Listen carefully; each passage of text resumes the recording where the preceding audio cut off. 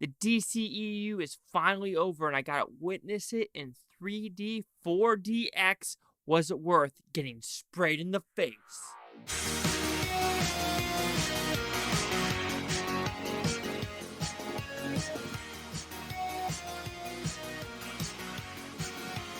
Chase Liaki here at the Blue Futon reviewing Aquaman and the Lost Kingdom in 3D, 4DX. What's it about? Pretty simple premise. Aquaman needs to save the world from global warming. Yes, that's the premise. And then we have to talk to the UN, even though the UN is like the most corrupt organization in the world. But sure, why not?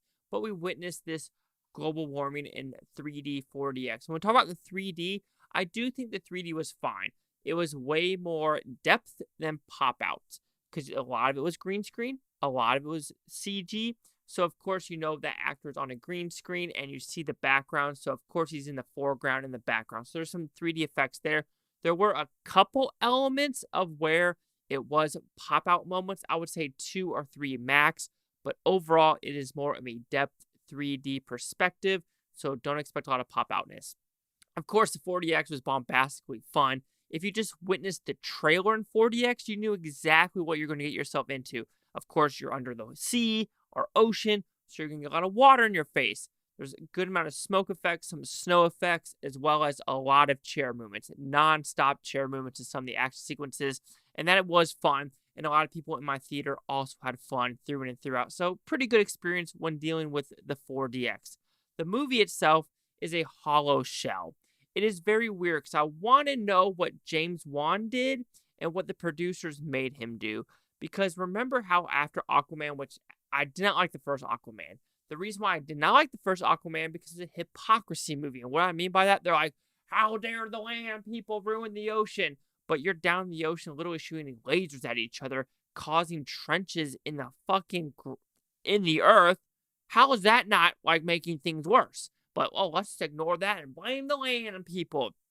Kind of the same thing here, where it's like, how dare this person come down and cause global warming, even though how no one is questioning a volcano spilling out green goo, and how is this island randomly now like called Skull Island, and we're not questioning it whatsoever. And, of course, they're like, hurricane snowstorms in Dallas and things like this, and you're just like, okay, I understand what you're going for, but it's still a very hollow shell of a movie. Same bad guy. Basically the same story. Yeah, you have this lost kingdom with these random skeleton people, but they kind of, I want to say did it to themselves, but sure, why not? I'm kind of getting ahead of myself. But when I say that, James Wan, there were some horror-esque elements. It feels like they did the same thing when it came to Doctor Strange, the Multiverse of Madness. Same thing with this one. They wanted to go the horror-esque route, but they were kind of too scared to. So, like, we have to go the, talk, action, action, action. Talk, action, action, action. Really have no room for story. And I felt like this was the same way. Because, like I said, there were some horror elements where the skeleton people and monsters, you're like, okay, that's the James Wan I was expecting from this movie or from the Trenches movie that was canceled, but we didn't get that. What we got was just a movie you've seen so many times before that it's tiring. It is truly tiring. And I do think Jason Momoa had something to do with the story. If you're an actor, stick to acting unless you really know how to write a script and don't put your own political agenda into a movie. Like I said, this is straight up a hollow shell of the first movie. Same bad guys, same dilemmas, same scenarios. Same shit happens under the sea. Same thing about global warming. Are the bad land people ruining the earth? It is literally a carbon copy of the first movie. But I will say I had more fun than Ant-Man. I will say that this is not the worst superhero movie of the year. The worst one, congratulations, goes to still Ant-Man Quantumanium, bar freaking none. Actually, Randall Park is in both of them, so yeah, you're in both the worst ones of the year. But it's not your fault, Randall Park. I promise you it isn't. And like I said, this movie is hypocritical when it comes to that, because his whole story is like, how dare you ruin the earth and have the sea waters rise and shit like that. But when you think about it, it was the Atlantis people that caused this huge ice storm in southern pole. So you're ruining the atmosphere or the natural habitat of the Earth by causing this huge frozen-esque land down to Antarctica. So that was unnatural. So are you ruining the Earth, Atlantis?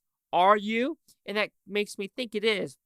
And I do think it's funny how we go to the UN and how the UN is like the know-it-all be-all, but they're kind of racist people that want to control the world, and they probably shouldn't. But that's just my own personal bias. But yeah, you can say the acting's fine. I think Patrick Wilson's probably the best one in this story, hands down. The directing's fine. It's a CGI horror fest, so expect that. There was one really bad CG effect with these robot things going up, which, how did they make this is the same thing like with Black Panther I have an issue with it, where it's like, where do they make these fucking things and how no one is questioning whatsoever? Okay, yeah, there's big force fields. Same with down below. Like, where are they getting the materials to make this shit? No one's questioning it. Like, come on now.